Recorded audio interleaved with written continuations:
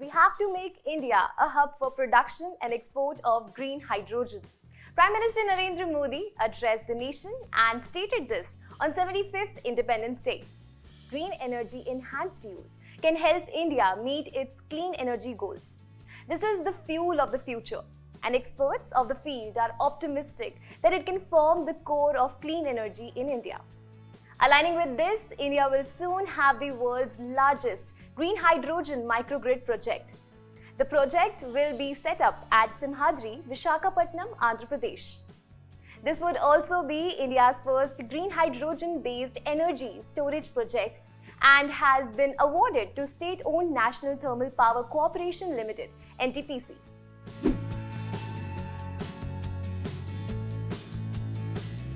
NTPC has been awarded the project of standalone fuel cell-based microgrid with hydrogen production using electrolyzer in NTPC guest house at Simhadri near Vishakhapatnam. It would be a precursor to large-scale hydrogen energy storage projects. The project is in line with India's vision to become carbon neutral by 2070 and make Ladakh a carbon neutral territory.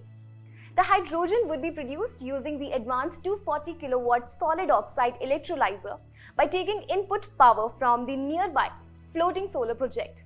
Earlier, NTPC had commissioned the development of India's biggest floating solar plant in Telangana's Ramagundam.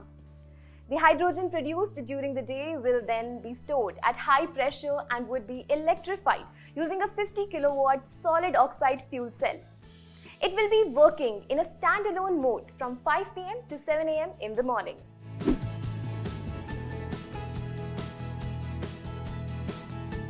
Clean energy development is an important weapon against climate change and limiting its devastating effects. The project will be useful for further studying and deploying multiple microgrids in various off-grid and strategic locations of the country. Another advantage of the in-house project designed by NTPC is that it will open prospects for decarbonizing, that is, removing or reducing the number of gaseous carbon compounds released in the environment, the far-off regions of the country, such as Ladakh, Jammu and Kashmir, etc., which are dependent on diesel generators. Speaking of Ladakh, the power giant NTPC REL, a 100% subsidiary of NTPC, had signed an MOU with the Union Territory of Ladakh to set up the country's first green hydrogen mobility project in the region in July 2021.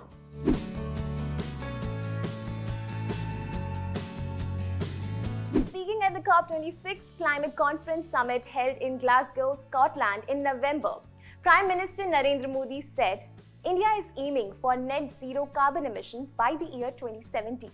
The statement came as a surprise for the world as the third largest emitter of greenhouse gases globally set a target for net zero carbon emissions. The question remains, will India be able to achieve its 2070 target?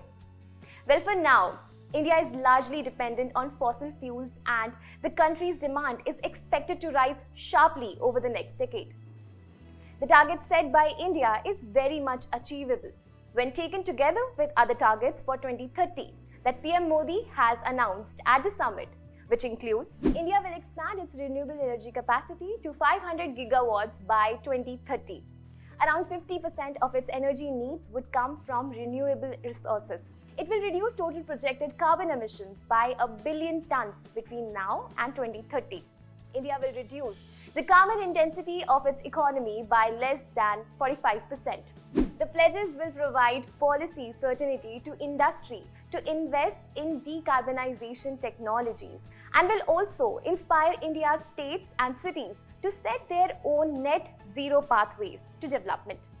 Well, that is all for today's segment. Thank you for watching.